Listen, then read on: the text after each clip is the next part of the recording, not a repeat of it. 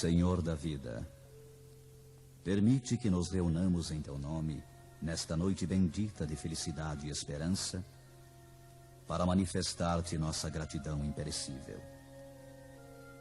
Não te rogamos, Senhor, vantagens e benefícios para nós outros, ricos que somos de Tua luz e misericórdia, mas suplicamos ao Teu coração augusto, nos sejam concedidos os dons do equilíbrio e da equidade, para que saibamos distribuir nossa divina herança e não dissipemos em vão a glória de Tuas dádivas. Fortifica-nos a noção de harmonia para sermos cooperadores leais de Teus santos desígnios.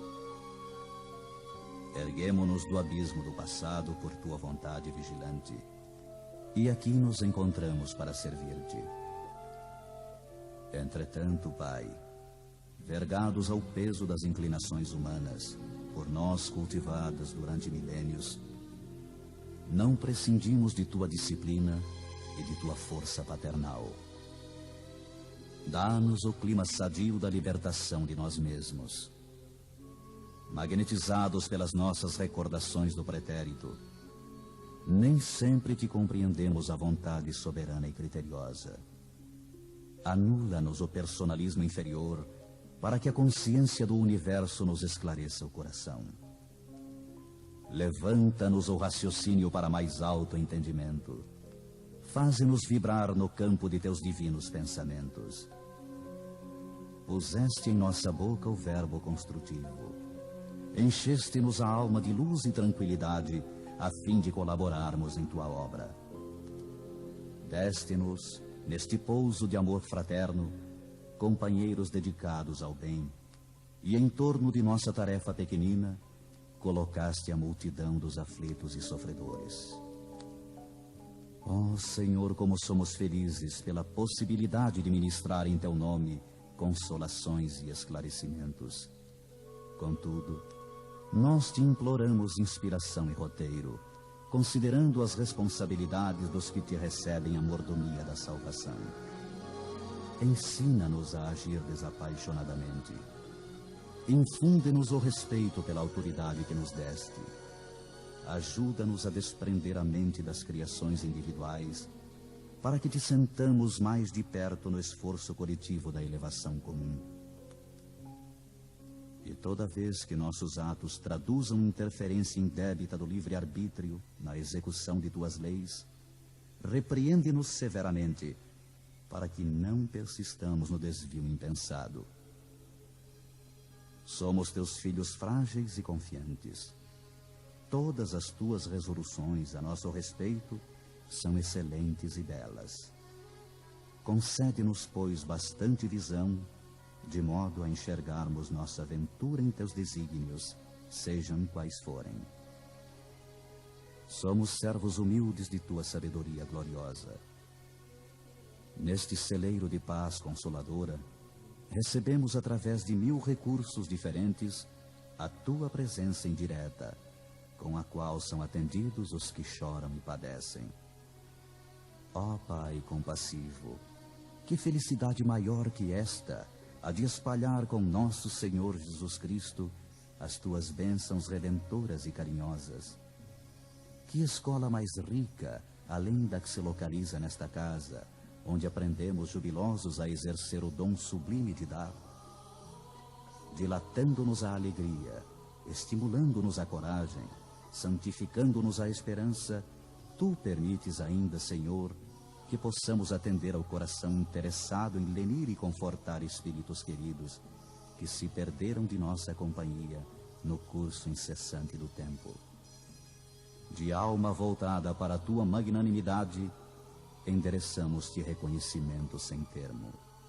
Sê louvado por todos os milênios dos milênios. Sê glorificado por todos os seres da criação. Teus servidores nesta casa de edificação agradecem-te as oportunidades preciosas de trabalho e esperam a continuidade de Tuas bênçãos. Que a Tua infinita luz seja refletida em todo o universo infinito. Assim seja.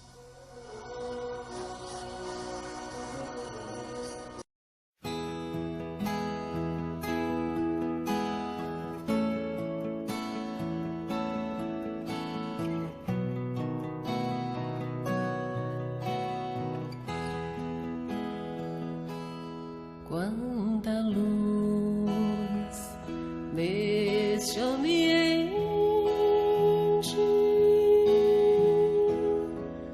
descendo sobre nós,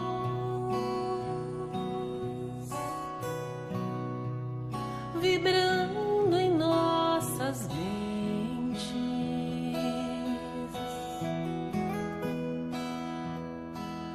Quanta luz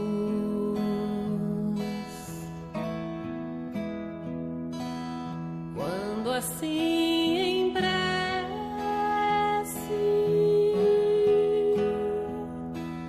como a alma cresce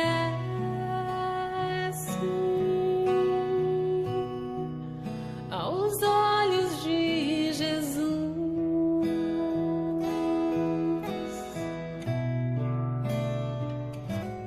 Quanta luz, pois em oração a voz do Mestre fala aos nossos corações. Quanta luz descendo sobre nós. Quanta luz, quanta luz, quanta luz, pois em oração a voz do Mestre fala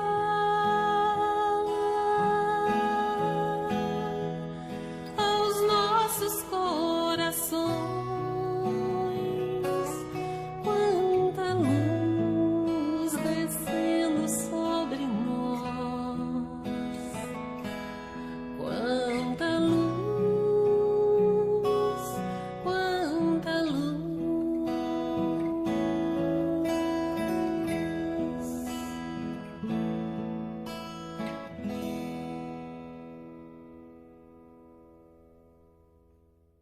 Entender o que acontece com a gente, por que a gente entra nesse esquema psicológico de entrar em contendas, né? De entrar em conflitos, ou de ter uma visão negativa do mundo, uma visão infantil do mundo.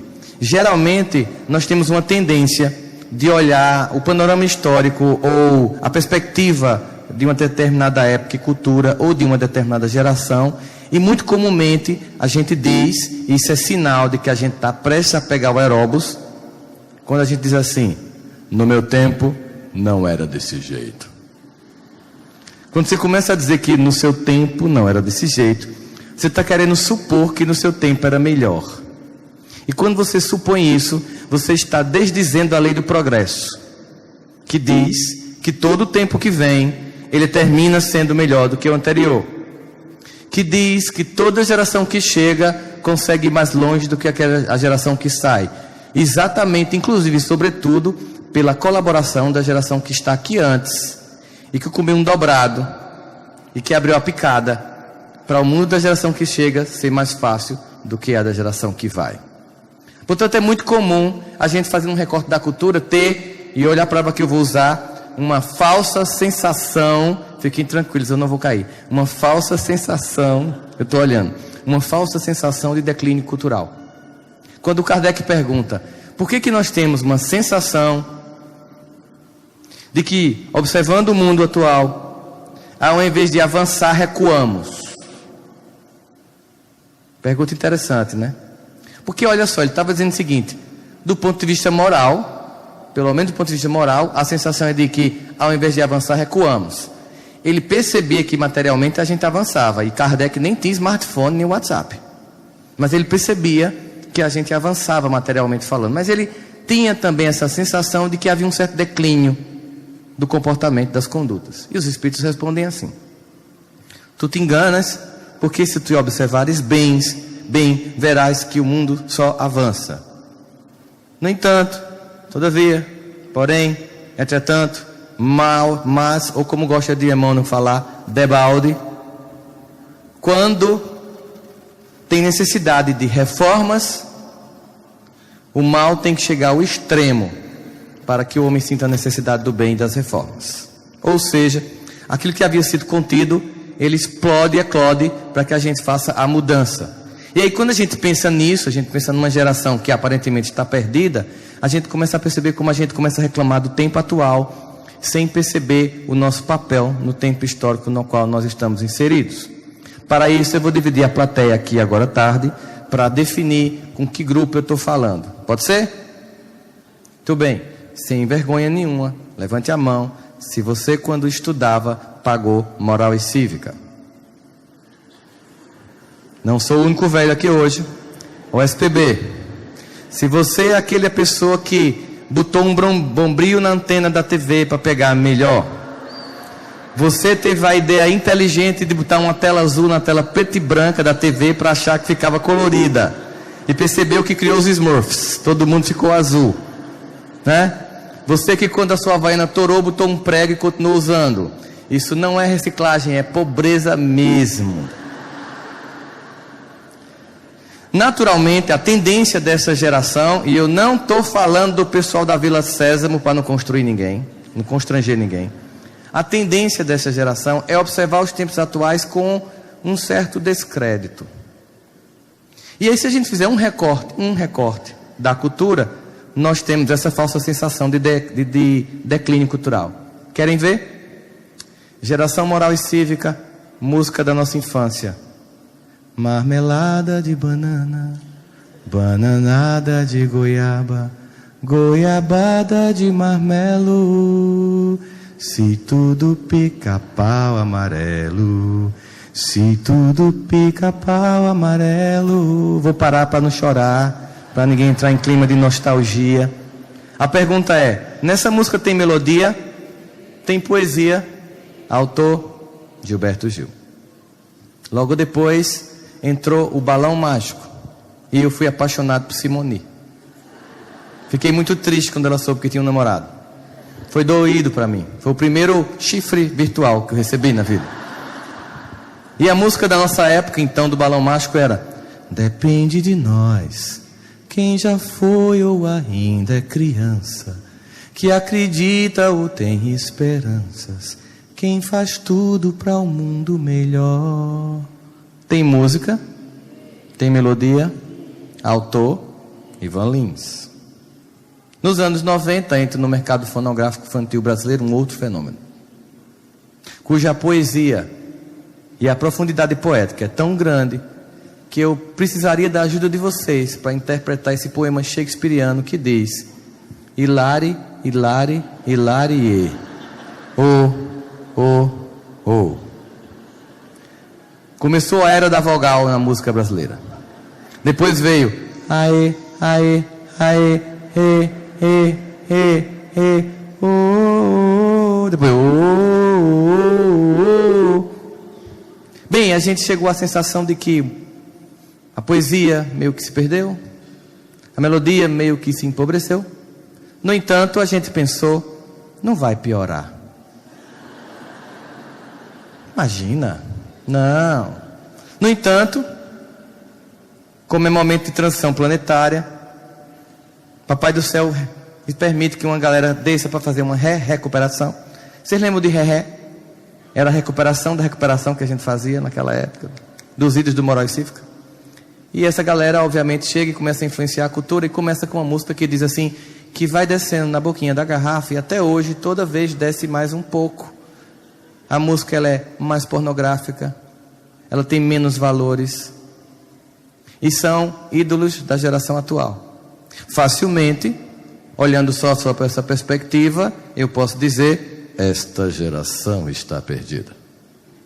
Quando eu estava em 1984 assistindo o clipe trailer de Michael Jackson, que entrou para a história como um clipe que foi tão bem acabado, que criou a MTV, ao mesmo tempo foi uma época em que pela primeira vez na Billboard americana um negro ficou em primeiro lugar nas paradas de sucesso, também escutado por brancos, marcou historicamente a história da música americana.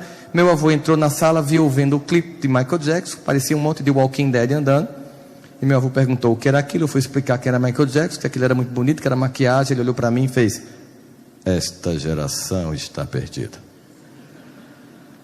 No entanto, exatamente por causa da contribuição dele, da minha mãe, todas as pessoas que antes de mim me amam, não acontece isso. As gerações que vêm sempre conseguem dar uma resposta ao tempo e conseguem vencer. No entanto, muitos, no meio do processo, se destroem.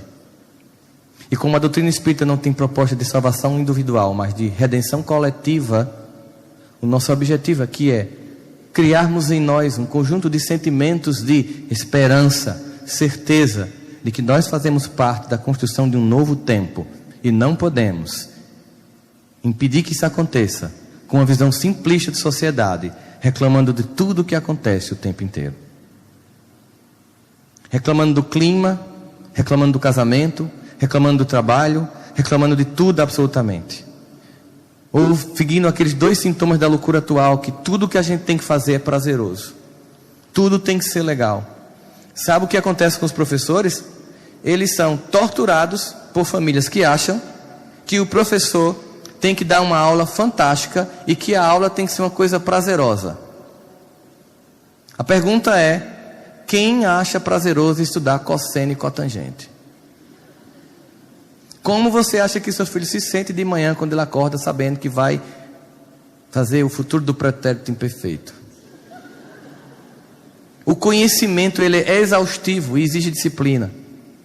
Portanto, essa fantasia de que tudo tem que ser fantástico, alegre e feliz, faz com que muitos jovens reclamem por coisa nenhuma, simplesmente pela vida como ela é.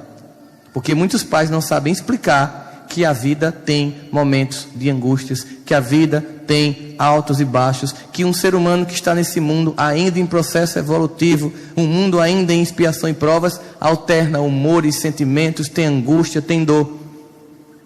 Aliás, perceber, por exemplo, que crise existencial é uma coisa que só é sentida por espírito em processo evolutivo. Porque espírito que não está evoluindo não tem crise existencial, não perde o sono, não tem problema para dormir, porque não sente culpa do mal que faz. Só quem tem problema de sono, só quem tem insônia, só quem de vez em quando tem que apelar para um remedinho, é espírito que está querendo crescer, porque a velha criatura e a nova começam um conflito para que o novo venha. E nessa perspectiva, a vida tem que ser vivida exatamente como ela é, pela importância que ela tem das experiências que fazem parte do nosso cotidiano.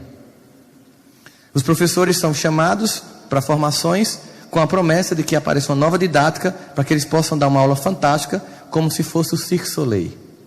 E não é assim que funciona. Na verdade, o conhecimento exige repetição e a educação exige repetição. Emmanuel diz que a educação é um processo de ensinar, esperar e repetir. Isso vale para professores, isso vale para pais. Você ensina, espera o efeito daquilo, o quanto aquilo ecoa dentro do nível de compreensão daquele indivíduo, e depois, uma vez que você sentiu que ainda não está pronto a lição, você repete ela novamente. E assim, num processo de repetição, você vai criando conhecimento, de modo que reclamar porque se tem que trabalhar, reclamar porque tem que se estudar, reclamar porque tem companheiros de trabalho, reclamar pela família que tem, reclamar porque mora em tal canto, reclamar pelos políticos que temos, é uma forma muito infantil de estar no mundo. Ao fazer isso, nós desenvolvemos um sentimento contrário fundamental a um tipo de sensação, aliás, um tipo de emoção sem a qual nós não nos relacionamos com o Pai, que é gratidão. Gratidão por estarmos aqui, gratidão pela família que temos, gratidão pelo acesso das coisas que nós possuímos, gratidão pela política que nós temos, porque #aceita que dói menos é o que tem para hoje. Não significa que eu vou ficar parado e impedir ou não participar de um processo de mudança. Não significa que eu não vou dar minha contribuição para que o mundo melhore, mas eu vou parar de projetar fora uma questão que está dentro de mim. Hoje, graças a Deus, o discurso dos brasileiros começou a mudar. Porque uma das coisas que eu mais escutava quando eu estava em algum Uber, algum táxi, saindo do aeroporto, e as pessoas colocavam no jornal de manhã, e saía mais um escândalo, geralmente o motorista comentava: também o povo brasileiro não presta. E quando ele comentava isso, eu fazia: pô, ele é suíço. Porque ele estava se excluindo e não estava reconhecendo que ele fazia parte de um processo de caos. Inclusive porque depois de dizer isso, ele dava uma trancada no carro na frente. Depois ele passava o sinal, mas ele acreditava que o problema era do povo brasileiro. E aí essa reclamação compulsiva de questionar, será mesmo que o Brasil tem um papel a cumprir como coração do mundo e pátria do Evangelho? Talvez porque a gente tem uma visão romanceada desse papel. E imagine que a gente vai fazer isso se a gente fosse um monte de espírito de luz. Esqueça. Quando a gente entra no centro espírita a primeira vez, que a gente escuta as pessoas falando manso, entregando uma mensagem, seja bem-vindo, caro irmão. Quando uma pessoa começa a ler uma mensagem do livro Pão Nosso, de Emmanuel, com uma voz doce, e um palestrante dizendo também, de voz doce, a gente pensa que todo mundo ali é evoluído, menos a gente. Nada que 15 dias de convivência não faça com que a gente perceba que não é bem assim. E a gente tem uma tendência de achar que aquela pessoa que entrega a mensagem, bom dia meu irmão, aquela pessoa que faz a prece, amados irmãos, está com a voz falsa e que é fingimento. Não. Não é fingimento. É a voz de alguém que quer um dia ser doce o tempo inteiro. É a voz de alguém que está dizendo, é assim que eu quero que minha alma seja, leve, suave, serena. E eu estou ensaiando, pelo menos aqui, em 1 hora da minha vida, eu me dou o direito de experimentar o prazer de ser leve, de ser doce, de ser luz. Nunca podemos encarar esses movimentos dentro das instituições como movimento de falsidade. Nós todos estamos tentando ser melhores. E se você acha que está ruim, pense bem. Porque, de todo modo, apesar de nossas deficiências, das nossas fragilidades, a gente está lá apostando em servir o Cristo. Mas se você espera que servidores de Cristo sejam equilibrados, você está no lugar errado. Porque Ele mesmo declarou que veio para os que estão doentes e não para os que estão sãos. Daí a gente tem duas perspectivas. Ou você se acha são, e aí se caracteriza como o mais doente dos doentes, ou você se reconhece como doente. Se você se reconhece como doente, você imagina que o centro espírita é um SAMU de almas, uma UPA de urgência emocional, e que aqui nós estamos num congresso de doentes da alma. No entanto, descobrimos que nesta relação homeopática, a cura não vem por uma tentativa de curar-se a si mesmo. A cura vem, sobretudo, pelo desejo de mesmo doente cuidar do doente ao lado. A grande cura é um processo que se estabelece por eu não vou mais reclamar porque as pessoas do meu centro são difíceis. Eu vou procurar ser fácil para ser o elemento que torna o ambiente melhor.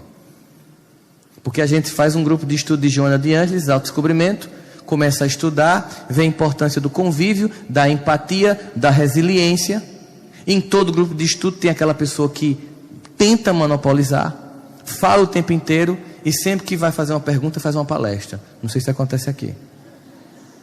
E quando a pessoa começa a falar, você entra em prece e faz, por que não muda de centro, criatura? Ou seja, você está estudando tolerância e na primeira experimento de tolerância você quer ejetar a criatura. De modo que, na verdade, é apenas um conhecimento intelectual sobre o autodescobrimento e não entender, existe alguém pedindo socorro, pedindo atenção, pedindo afeto. Talvez de um jeito que me incomode, mas aí, por que me incomoda? Por que eu não vou ao encontro? Por que eu não dou a atenção que eu nunca dei? Por que eu não ligo quando chegar hoje à noite para aquele parente que sempre liga para mim só para pedir, jamais para dar? Mas hoje eu vou tomar a iniciativa de ligar para escutar, para desenvolver em mim essa capacidade de, ao invés de reclamar das circunstâncias e das pessoas, eu vou observar e vou me doar. Aí a gente começa a mudar. E sai dessa visão infantil de que a mudança do nosso país para se tornar um mundo melhor é uma mudança que vai acontecer apenas numa reforma política. É uma mudança que vai acontecer em nós. É quando nós encaramos a nossa tarefa de estarmos neste país e entendermos que nós, com o conhecimento que temos, somos e podemos ser um agente de profunda mudança. O grupo de cristãos que mudaram a história do mundo somavam, na época de Cristo, apenas 1% da população. E fizeram o que fizeram. 1%. Pensa na quantidade de cristãos que tem no Brasil. O que está faltando em nós é convicção e força de entender que a mensagem do Evangelho, ela é transformadora por si só.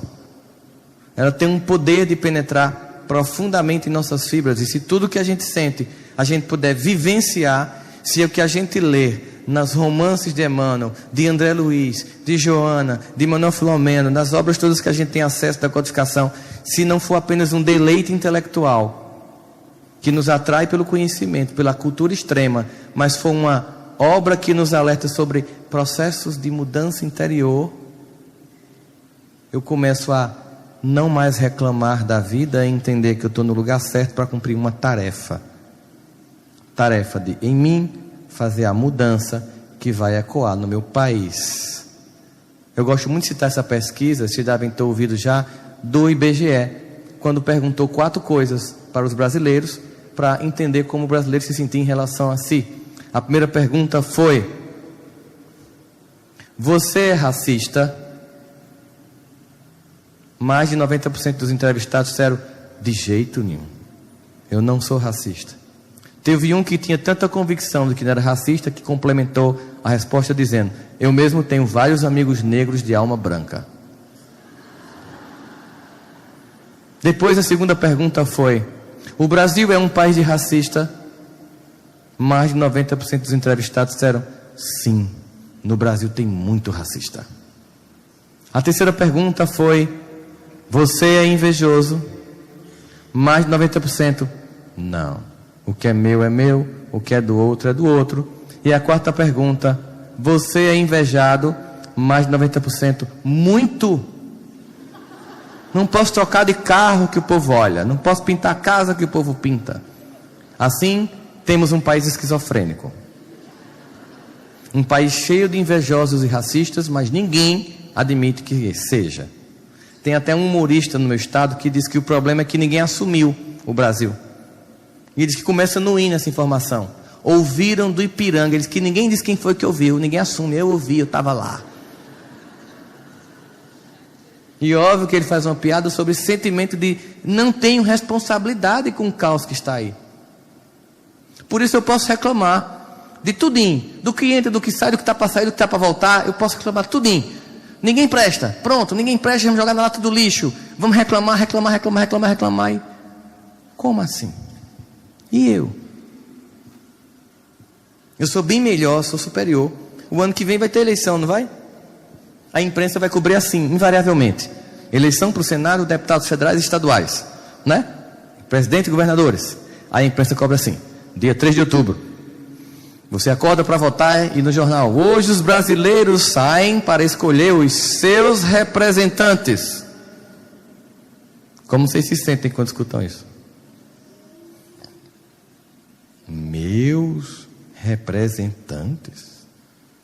Claro que eles não nos representam, porque nós somos muito melhores que eles. Nós pagamos todos os impostos, nós não compramos recibos para não pagar imposto, nós não baixamos minisséries em torrents, nós não xerocamos livros, nós não paramos em feira dupla, nós não burlamos o sistema, nós não passamos em sinal vermelho, nós não paramos em faixa para idosos. O Brasil é um país estranho, de espíritos altamente evoluídos, que por azar elegem pessoas corruptas. E por isso podem reclamar, porque afinal de contas o povo é muito melhor que os políticos. Esquecemos nós que nós selecionamos dentre nós pessoas para estar lá. E quando nós melhorarmos quem está entre nós, nós melhoraremos quem está lá. Óbvio, não vou negar que é preciso uma reforma política, porque afinal de contas, se um homem de bem se candidatar, imagine se vocês receberem essa informação. Sabe Rossandro da Paraíba? Sei, ele se candidatou a vereador na cidade dele. Sabe o que as pessoas iam dizer? Coitado, está fascinado, Jesus. Não é verdade? Claro que a gente tem que fazer uma reforma, claro que os bons têm que se sentir atraídos pela coisa pública e ir lá. Claro que sim, não estou negando que tem muita coisa para ser feita, mas nós precisamos entender que, além dessa luta por uma reforma política, por mais dignidade, por mais ética e por mais justiça, eu tenho que apenas não só reclamar e participar da transformação deste país. Eu tenho que ser, no meu ambiente, um agente de mudança. Se eu, por exemplo, às vezes eu vou dar uma palestra em escola pública e o pessoal fala para mim, Sandro, nós temos um problema aqui no município. Qual é? É porque os professores dão aula no município de manhã e em escolas particulares à tarde. Eu disse, qual é o problema? É que quando eles têm que ir para o dentista, sempre é de manhã. Quando eles têm que atrasar, é sempre de manhã. Quando o carro fura o pneu, é sempre de manhã. A aula começa de 7, eles chegam de 7h30. A aula termina de 11h30, eles saem de 10h40. Mais de tarde, na escola particular, a aula começa de 1, eles chegam de 12h30. A aula termina de 5, eles saem de 5h50. E aí, política é só corrupto político. E eu ligo para o SAMU e você não atende, porque você está no WhatsApp. E de repente o socorro não chega a tempo e a pessoa morre. E a culpa de quem é? Existe uma cadeia de responsabilidades. E eu sou um servidor público e eu te atendo mal, porque eu tenho estabilidade de emprego. Eu não dou aula porque você não pode fazer nada comigo. E a corrupção é só em Brasília. E aí eu reclamo. Como? E depois digo, esse país não pode ser o coração do mundo e a pátria do Evangelho. Tem alguma coisa errada nessa informação. É simples. Nós todos fazemos parte de um processo. Estamos no mesmo barco. Não só Brasil, mas planeta Terra, na mesma nau. É preciso que o projeto humano dê certo e depende de nós, não apenas dos outros. É hora de assumir a responsabilidade pessoal por estar no mundo e agir de forma ética, além de cobrar a ética dos outros. É preciso entender que se eu quero fazer uma divulgação do Espiritismo, eu não preciso nunca fazer uma palestra. Como diz Francisco de Assis, pregar o Evangelho sempre, falar dele de vez em quando. Porque quando eu estou no meu meio de trabalho sendo o decente, eu estou pregando o cristianismo. Quando eu sou o que no trabalho todo mundo fala mal dos outros, mas eu não faço isso. Quando eu estou num ambiente que todo mundo resolve ser mal-humorado e atender mal, mas eu atendo bem, eu estou divulgando o Evangelho melhor do que qualquer discurso, porque discurso é fácil ser feito. Lê o livro, decora e fala. O que a gente precisa hoje é de ação. Os discursos se esgotaram. Por melhores e bem intencionados que eles sejam, nós precisamos agir, parar de reclamar de um país que a gente não percebe que temos uma contribuição particular para fazer. É quando, por exemplo, eu chego na escola do meu filho e contribuo com a educação dos professores e não humilho os professores quando eles tentam educar meu filho. É quando aquelas mães que fazem o grupo do terceiro ano B da escola tal, no WhatsApp não fica achincalhando o educador e colabora com a educação. É quando o pai e a mãe chegam no colégio e diz assim: professor, eu quero que você ajude meu filho, eu quero que você eduque meu filho. E o professor acredita, sabe disso. Aí finalmente um dia aquele menino faz uma coisa terrível, o professor vai lá e dá um limite. Ele passa um WhatsApp para o pai e para a mãe, que antes que termine o expediente, chega no colégio, crente que o filho dele é uma criança cristal ou índigo, e vai para a cara do professor e diz assim: quem você pensa que é para fazer isso com meu filho? A pergunta que os professores fazem: o que pode consolar um educador quando ele tentando fazer uma tarefa que os pais não têm feito, ao invés de ouvir muito obrigado por colaborar com a educação do meu filho, escutam quem você pensa que você é?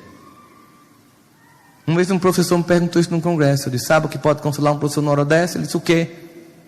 Eu disse: feche os olhos e pense: ainda bem que esse filho é dele, não meu.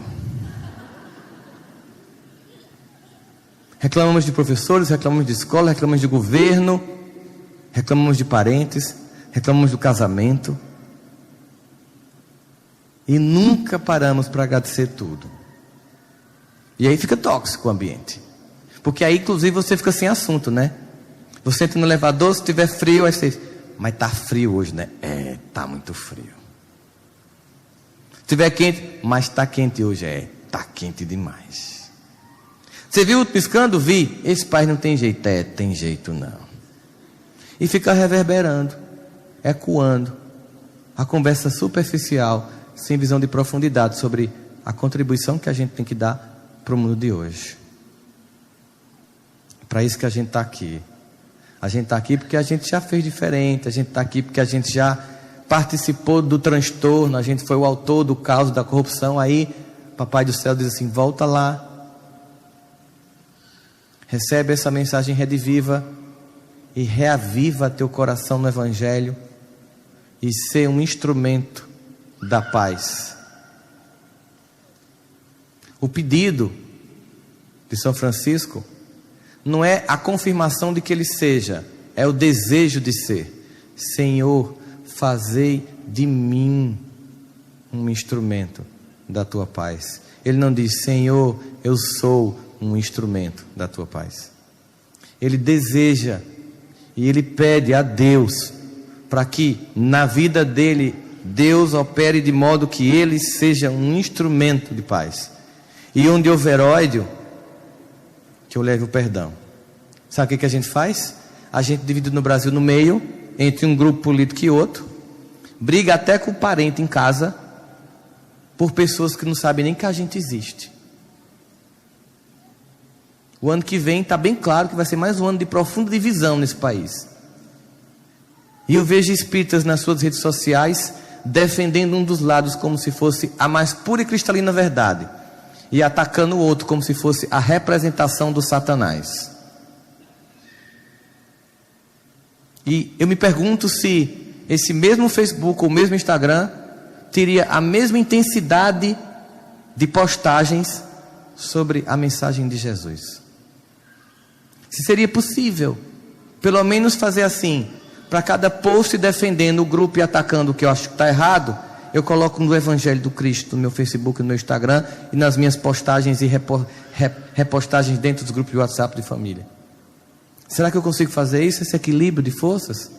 Ou será que eu tenho aquela visãozinha bem He-Man contra esqueletos, Thundercats contra Murra, Pipiu contra Frajola?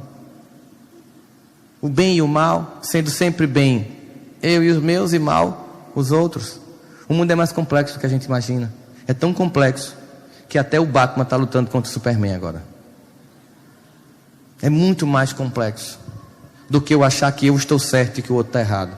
Uma luta em que cada grupo quer se afirmar negando e destruindo o outro, e ninguém disposto à concórdia, ninguém disposto a perceber erros e acertos de ambos os lados. Como é que eu peço a Deus para ser um instrumento da paz, se eu estou sendo um instrumento do conflito? E isso não quer dizer imobilização política, e que eu não seja uma pessoa que lute pela ética e pela dignidade. Isso também não quer dizer que eu não tenha direito de escolher um dos lados e defender a minha visão de mundo. No entanto, eu não preciso fazer isso atacando. Certa feita eu fui chamado para um culto ecumênico. Quando eu cheguei no culto ecumênico, que é aquela formatura de universidade em que vai representante de várias religiões. Quando eu cheguei no culto ecumênico, havia umas 5 religiões representadas e eu era o espírita. Vocês sabem que o culto ecumênico espírita é o que mais chama atenção, porque é o exótico. Primeiro eles esperam que a gente vá com uma roupa bem estranha, e a gente chega lá normal. Que a gente faça algum ritual, e a gente não faz. E aí eu vi que um dos representantes de uma das religiões estava muito irritado com a moça do cerimonial, fazendo assim na programação. Bem lá no final do centro de convenções, eu vendo aquela pessoa agoniada. E a moça sobe com a programação bem tensa em minha direção, porque na programação era o último a falar. Quando ela chegou perto de mim, eu disse, eu sei. O que foi? Ele não quer que eu seja o último, não é isso? Aí ela fez, você é médium também? Eu disse, não. Deu para perceber que ele quer falar depois de mim. Pois é, professor, mas o problema não é esse. O que é? É que ele disse que depois que o senhor falar, ele vai lhe atacar. E atacar o espiritismo. Eu disse, tudo bem, deixa ele atacar. Pode me botar antes dele. Aí eu mandei um WhatsApp para a galera lá de cima. Eu disse, vocês me conhecem. Eu não sou espírito de luz, ainda. Significa dizer que dificilmente eu vou ouvir e ficar calado. E vai ser muito constrangedor para os formandos, em vez de ter um culto ecumênico, ter um atentado terrorista. Então, me ajudem e me iluminem para que eu seja um instrumento da paz. E assim comecei a falar sobre como estava lindo aquele evento em que as pessoas de forma madura conseguiam estar juntas, convivendo com as diferenças. Porque só pessoas maduras tinham uma capacidade de, mesmo discordando do outro, respeitar profundamente o ambiente e as opiniões. Que era comum da mentalidade madura perceber que eu não preciso abrir mão do meu ponto de vista, mas tenho o dever de respeitar o ponto de vista do outro. E comparando quem não faz isso, é comum durante o período da adolescência, sem desqualificar o adolescente, apenas porque nessa época, comumente, o adolescente afirma sua identidade na negação dos demais. Por exemplo, um adolescente que gosta de heavy metal critica o que gosta de música sertaneja. O que gosta de esportes radicais critica o que gosta de jogos digitais. E assim, para afirmar seu próprio grupo, ele nega o do outro. Mas é claro, é típico de pessoas que não têm a maturidade ainda que deveria ter. Mas não é o caso desta mesa e destas pessoas que estão aqui, que certamente na maturidade que possuem, serão capazes de pregar o Evangelho, cada um do seu modo, respeitando a forma dos outros. Falei do Evangelho, falei de Jesus, citei umas passagens de Paulo. Terminei, quando eu virei, o indivíduo estava vermelho. Porque ele não podia mais falar mal. Porque ele ia se identificar como o imaturo da mesa. E assim, apesar de na época eu estar pronto para a guerra, eu pedi para ser um instrumento da paz. Na minha casa, eu fiz o seguinte, porque a gente sempre fica dizendo que vai se encontrar com os parentes e termina nunca se encontrando. Então nós criamos um critério na minha casa, que uma vez por semana, impreterivelmente, todas as pessoas se encontram da família na minha casa. E é maravilhosa a experiência. É fantástico. São católicos, evangélicos, espíritas, eleitores dos mais diversos candidatos. E uma vez o meu concunhado chegou para mim e eu disse assim, você vive sempre pedindo para eu votar no seu candidato. Eu não vou votar nele, mas eu queria que você me dissesse por que você vai votar. E se você vai escutar, vou. E eu deixei ele falar pela primeira vez. E eu notei que ele tinha argumentos, baseados no ponto de vista dele, que justificava o voto dele no candidato dele. Como eu escutei com muita calma, ele achou que tinha me convencido. E então você vai votar nele? Não, não vou votar nele. E por que você escutou? Porque eu queria ouvir seu ponto de vista, eu acho saudável isso. Aí ele começou a fazer piada comigo. Eu disse, não adianta, você não vai me irritar. Ele disse, por quê? Porque eu amo você. E essa pessoa que você está defendendo, eu não conheço. E eu não vou brigar com você por causa dela.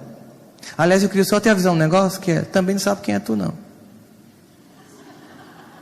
Portanto, você pode votar nele ou nela, cada um pode ter uma religião que quiser, mas a gente se ama e a gente se respeita.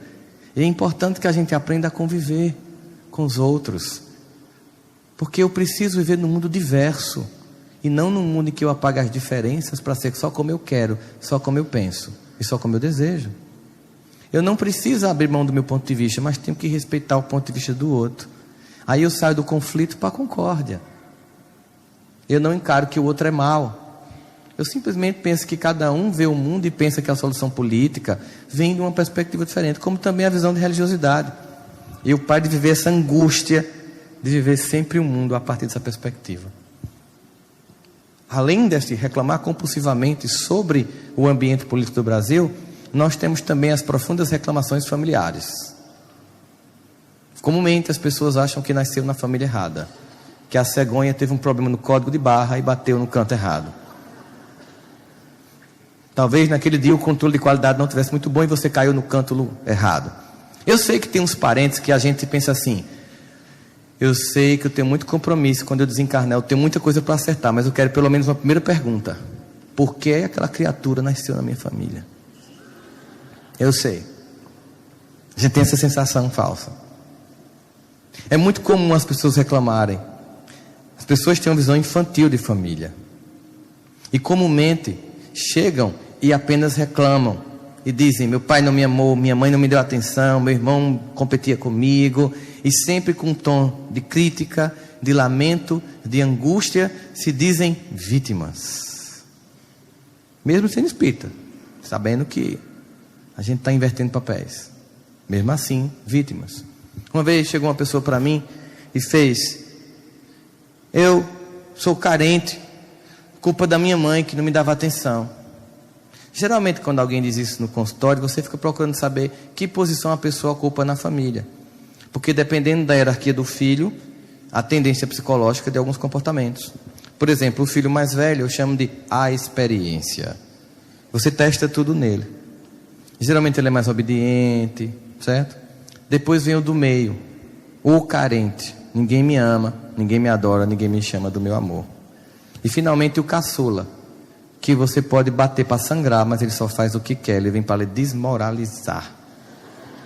Ele quebra todas as regras da família. Ponto. Mesmo que seja uma família maior. Fizeram uma pesquisa com mais de 150 mil líderes no mundo e nenhum era o filho mais velho. Todos tinham um irmão mais velho. Eles eram aqueles que vinham para tentar mudar. De Florence Nightingale a Mahatma Gandhi, a que você imaginar, nenhum era o filho mais velho. Porque cada um cumpre uma função, uma orquestração da família. E aí eu perguntei para ela: então sua mãe não te dava atenção? Não. Eu perguntei: quantos irmãos você tinha? Ela fez: 15. Aí eu respirei profundamente e disse: ela não te dava atenção? Não, não me dava atenção. Você já parou para pensar que quando você caía, seu irmão estava com febre? Quando o outro estava com o dedo quase na geladeira, o outro estava puxando a panela do fogão. Sua mãe é uma sobrevivente de uma creche. E você hoje é uma médica. Mantém sua família. E você está me dizendo que sua mãe te deve? Tem certeza que a conta é essa? Pensa direitinho comigo. Ela te deve? Geralmente a pessoa fica calada, né?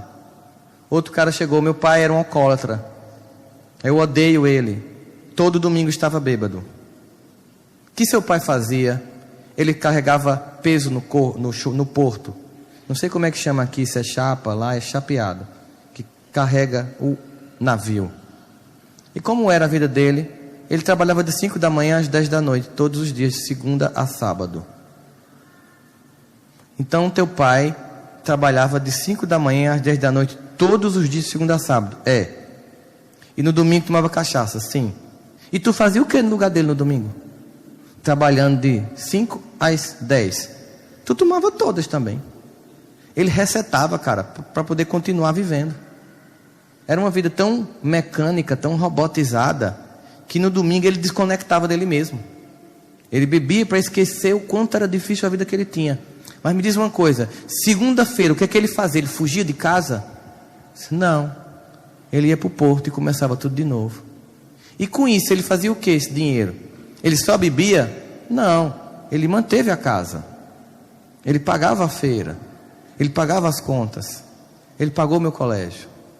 E se você hoje é juiz? É. E você acha que teu pai te deve? E o teu pai que te deve? Faz de novo essa conta. Se você fosse seu pai, lembrando de Neto Guimarães falando da vida de Chico Xavier, né? Se você tivesse da infância de Chico Xavier, você seria Chico Xavier? Se você tivesse a vida do seu pai, trabalhando de 5 às 10 num porto, carregando peso, você seria melhor que ele? Veja a arrogância que a gente tem de julgar. E jamais perceber que essas pessoas fizeram mais do que podiam. E nos deram mais do que tiveram. Eu lembro muito de uma música de Djavan, lá de Maceió, que diz assim: sabe lá o que é não ter e ter que ter para dar? Sabe lá? Também lembro de uma música de Renato Russo que diz: você diz que seus pais não lhe entendem, mas é você que não entende os seus pais. Você culpa seus pais por tudo, mas isso é um absurdo. Eles são crianças como você. É o que você vai ser quando você crescer. Se coloca lá e olha para trás em retrospectiva e pensa: que incrível. Com maturidade, a gente para de reclamar dos pais, da família e agradece o que pôde ser dado. Porque se criou uma visão infantil de família, está na hora de acordar e ver como é a realidade. E observar com gratidão o que cada um fez e pôde fazer. Essa é a experiência. Porque um dia, quando a vida diz que seus pais têm que voltar, e que um dia você chega num lugar chamado velório para devolver seus pais, você nunca lembra da viagenzinha da Disney, se teve ou se não teve. Você nunca lembra se pôde ou não ser dado um telefone. Você lembra das coisas mais simples. Você lembra de uma noite inteira de febre com a sua mãe colocando a mão na testa até a febre passar. Você lembra de um dia que você pegou insolação na praia e seu pai passou a noite inteira abanando você para você conseguir dormir. Você lembra que aquele homem, às vezes rude e difícil, nunca deixou de ser honrado e honesto, e nunca deixou de educar a família. E que todos os filhos tiveram mais que os pais. Mesmo assim, a gente reclama. A gente é incapaz de experimentar o poder da gratidão. Querem fazer um teste sobre o poder da gratidão? Levantem-se, por favor. Vocês têm várias pessoas que vocês conhecem aqui, não tem? Neste ambiente, que frequentam o mesmo centro, tal, parentes. Eu quero que vocês livremente saiam de onde vocês estão e façam o seguinte: olhe no olho, preste atenção, olhe no olho e diga: muito obrigado por você existir na minha vida.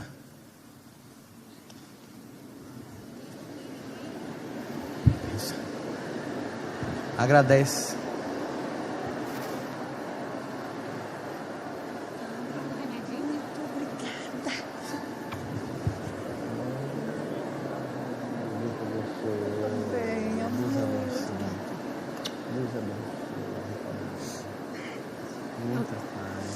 Não tá na hora do remedinho?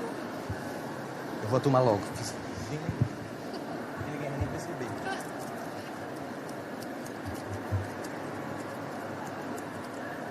Muito obrigado por lembrar do remedinho da minha vida.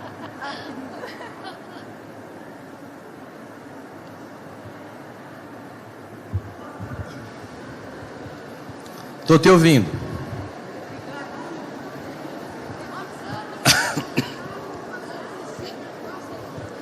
Também agradeço.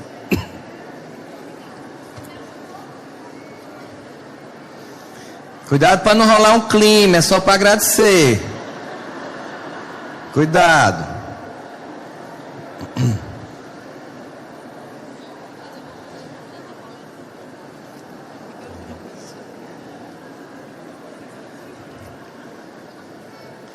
E aí, queria que vocês também agora pensassem que nenhum de nós estaria aqui hoje sentado neste lugar se não tivesse muito amor antes para permitir que a gente estivesse aqui. Nenhum de nós faz nada sozinho ou é autor da própria vida. Somos todos resultados de muita gente. Se um dia você acha que você não presta e que não merece se amar, repense.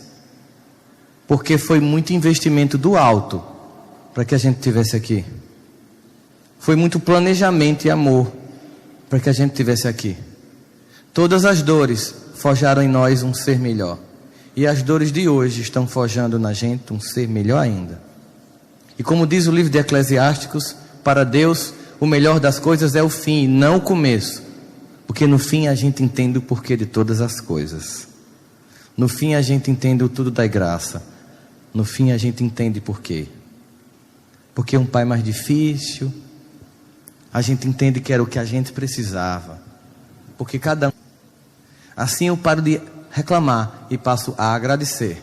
Eu não me omito de agir politicamente, mas eu sobretudo começo a agir. Nos limites eu observo o que cada um fez. E por isso eu queria que agora nós fizéssemos uma prece de gratidão.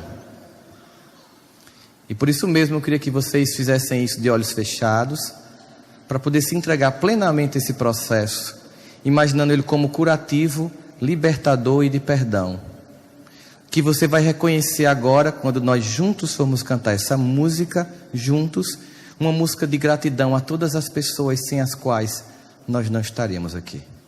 Então, pensando em cada uma delas, certamente muitas nem mais aqui no plano físico, você deixa seu coração em profunda gratidão dizer assim: eu tenho tanto para te falar, mas com palavras não sei dizer como é grande o meu amor por você. E não há nada para comparar, para poder lhe explicar como é grande o meu amor por você. Pode cantar mais alto. Nem mesmo o céu, nem as estrelas, nem mesmo o mar e o infinito não é maior que o meu amor, nem mais bonito. Me desespero a procurar alguma forma de lhe falar como é grande o meu amor por você. Nunca se esqueça nenhum segundo que eu tenho o amor maior do mundo. Como é grande o meu amor por você, mas como é grande o meu amor por você. E quando você chegar em casa hoje, você vai ligar para várias pessoas e agradecer. E se seus pais estiverem encarnados, você vai agradecer. Porque tem dia que os pais se perguntam: será que eu estou fazendo a coisa certa? Aí você vai chegar e vai olhar no fundo dos olhos e dizer: você é fantástico. Muito obrigado por você existir na minha vida. Mesmo que um dia eu tenha te dito que eu te odeio ou te odiei, é mentira. Na verdade, eu amo você profundamente. E aí você vai perceber que há muito tempo você já é feliz. E vai agradecer por tudo que já tem. E vai deixar de ter a infantil lista da falta, para finalmente todo dia poder ler a grande lista da conquista do amor.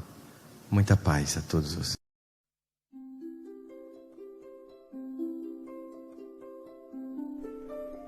Passe virtual. Depois de iniciado o passe, não pense em mais nada.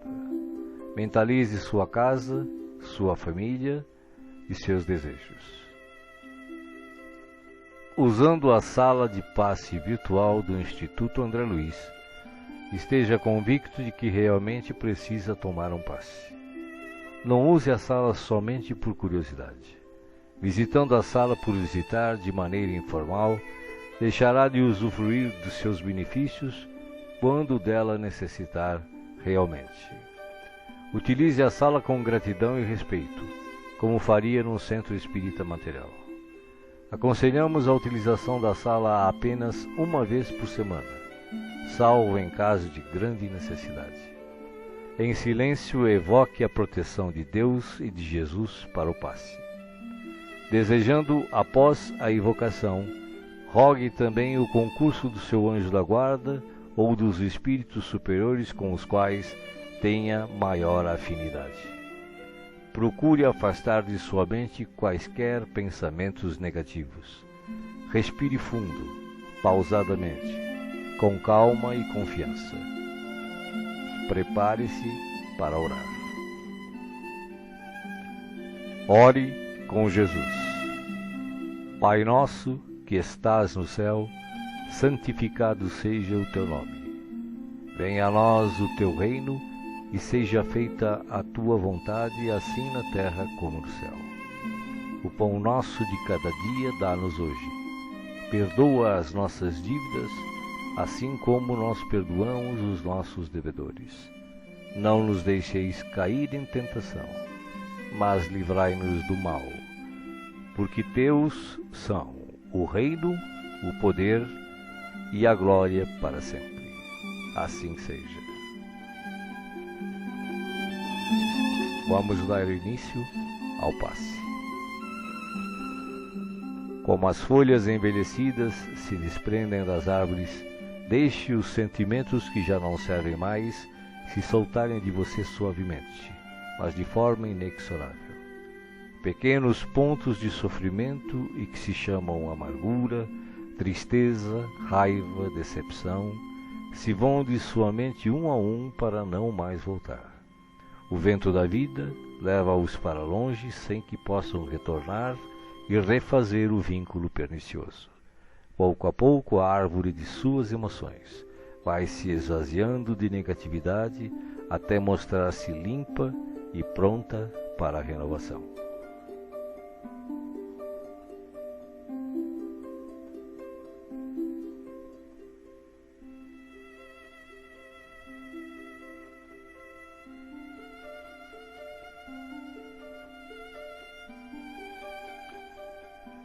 Sentindo-se leve, sem o peso das folhas mortas que se desprenderam e se foram, você recebe agora suavemente sobre o corpo e a alma a água da vida que cai em abundância dos céus.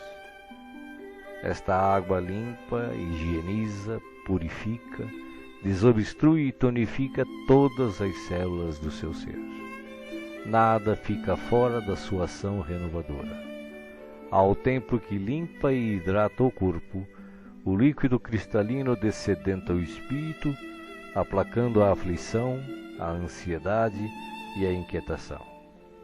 Há em seu coração agora uma sensação de calma, limpeza e bem-estar.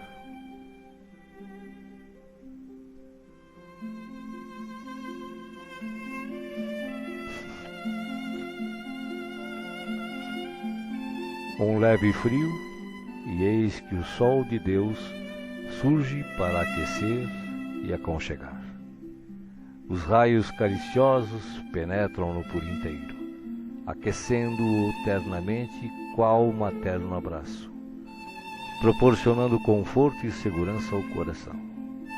Neste momento, o amor maior aquece o seu ser, afastando o gelo de toda e qualquer aflição. Nenhum outro sentimento que não o de alegria e confiança assomam à sua mente agora. Você está em paz, envolvido pelo calor que o protege.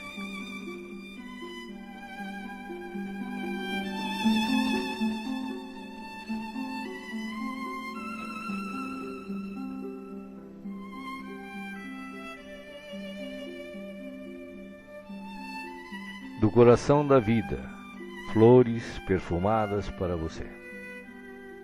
De alma grata e feliz, recolha as pétalas coloridas que penetram o seu ser e restauram sentimentos e emoções.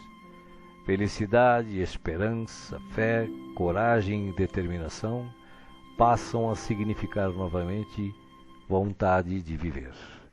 Mas além do perfume e da cor, a natureza neste momento lhe envia o que possui de melhor, a capacidade infinita de restaurar-se em sublime beleza, ainda quando os golpes do mal parecem decretar-lhe o fim.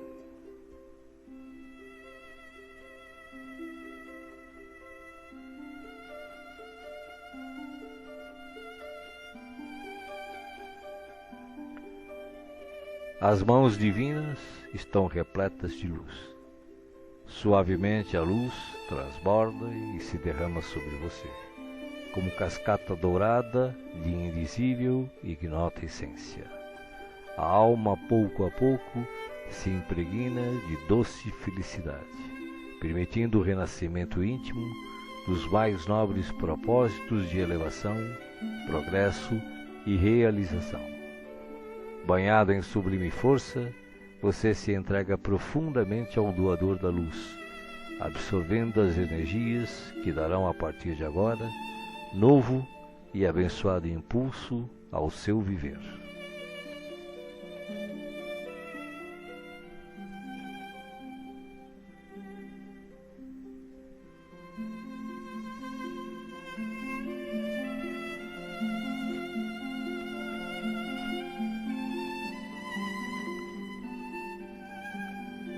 Sinta agora à sua volta a presença de Jesus, que te pergunta: me chamastes? Estou aqui. O que queres de mim hoje? De que precisas? Peça, meu filho, peça, minha filha. Estou aqui para ajudar. Faça agora o seu pedido especial a Jesus, enumerando os problemas e as dificuldades que o afligem. Escutei o que pedistes, com amor e atenção. Agora, conto com a tua fé, a tua confiança em mim, para a solução dos teus problemas. Vai em paz. Te acompanharei com os olhos, não te perderei. Creia em Deus, creia também em mim. Estarei com você todos os dias, até o fim. Seja feliz. Deixo-vos a paz, a minha paz vos dou. Não vou-la dou como o mundo a dá. Não se turbe o vosso coração. Crede em Deus, crede também em mim. Não se turbe o vosso coração, nem se atemorize. Eu sou o caminho e a verdade e a vida. Ninguém vai ao Pai a não ser por mim. Os bons espíritos, os espíritos puros e as falanges de luz também enviam a você agora as melhores emanações de paz, saúde, alegria e refazimento, do mais altos desde as mais belas cidades espirituais até a morada dos anjos, em uníssono com o Criador, uma radiosa luz o envolve plenamente. Você não está só. O universo inteiro pulsa o amor de que se constitui, e este amor quer tocá-lo agora, em toda a sua plenitude, para que os problemas, as dores, as enfermidades e as dificuldades em geral sejam afastadas em favor da sua paz e renovação.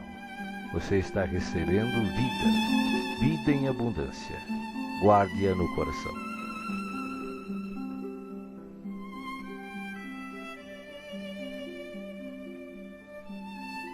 O passe está sendo finalizado. Respire pausadamente e repita agradecido: obrigado, Senhor, por este dia. Que ele me seja produtivo e feliz, como tu desejas. Assim seja.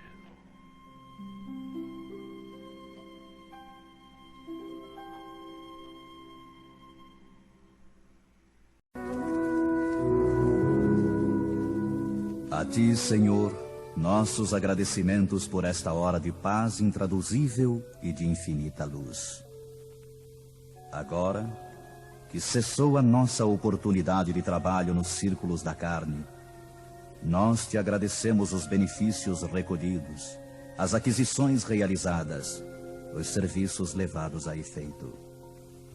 Mais que nunca, reconhecemos hoje a tua magnanimidade indefinível, que nos utilizou o deficiente instrumento na concretização de sublimes desígnios. Vacilantes e frágeis, como as aves que mal ensaiam o primeiro voo longe do ninho, encontramo-nos aqui, venturosos e confiantes, ao pé de teus desvelados emissários que nos ampararam até o fim. Como agradecer-te o tesouro inapreciável de bênçãos celestes? Teu carinho santificante seguiu-nos passo a passo, em todos os minutos de permanência no Vale das Sombras, e não satisfeito, teu inesgotável amor acompanha-nos ainda nesta retirada da velha Babilônia de nossas paixões amargurosas e milenárias. Nada fizemos por merecer-te assistência bendita. Nenhum mérito possuímos, além de boa vontade construtiva. Claudicamos vezes sem número, dando pasto aos caprichos envenenados que nos obscureciam a consciência. Falimos frequentemente, cedendo a sugestões menos dignas. Entretanto, Jesus amado, converteste-nos o trabalho humilde em manancial de ventura que nos alimenta o coração, soerguido para as esferas mais altas. Desculpa-nos, mestre, a imperfeição de aprendizes, traço predominante de nossa personalidade libertada. Não possuímos nada de belo para oferecer-te, ó benfeitor divino, senão o coração sincero e humilde.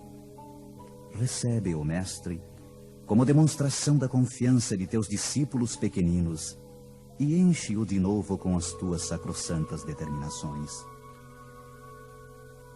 Reconhecidos à tua inesgotável misericórdia, agradecemos a ternura de tuas bênçãos, mas se nos deste proteção e consolo, não nos retires o trabalho e o ensejo de servir. Conduze-nos aos teus outros apriscos e renova-nos por compaixão a bênção de sermos úteis em tua causa. Cheios de alegria, abençoamos o valioso suor que nos proporcionaste na esfera da carne purificadora, onde, ao influxo de tua benignidade, retificamos velhos erros do coração. Bendizemos o caminho áspero que nos ensinou a descobrir tuas dádivas ocultas. Beijamos a cruz do sofrimento, do testemunho e da morte, de cujos braços nos foi possível contemplar a grandeza e a extensão de tuas bênçãos eternas. Agora, Senhor, assinalando nossos agradecimentos aos teus emissários que nos estenderam mãos amigas, deixa que te roguemos amoroso auxílio para todos aqueles menos felizes que nós, que ainda gemem e padecem nas sendas estreitas da incompreensão. Inspira os teus discípulos iluminados para que te representem o Espírito sublime ao lado dos ignorantes, dos criminosos, dos desviados, dos perversos. Toca o sentimento de caridade fraternal dos teus continuadores fiéis para que continuem revelando o benefício e a luz de tua lei. E ao encerrar este ato de sincera gratidão, enviamos nosso pensamento de alegria e louvor a todos os companheiros de luta nos mais diversos departamentos da vida planetária, convidando-os em espírito a glorificar em teu nome, teus desígnios e tuas obras, para sempre assim seja.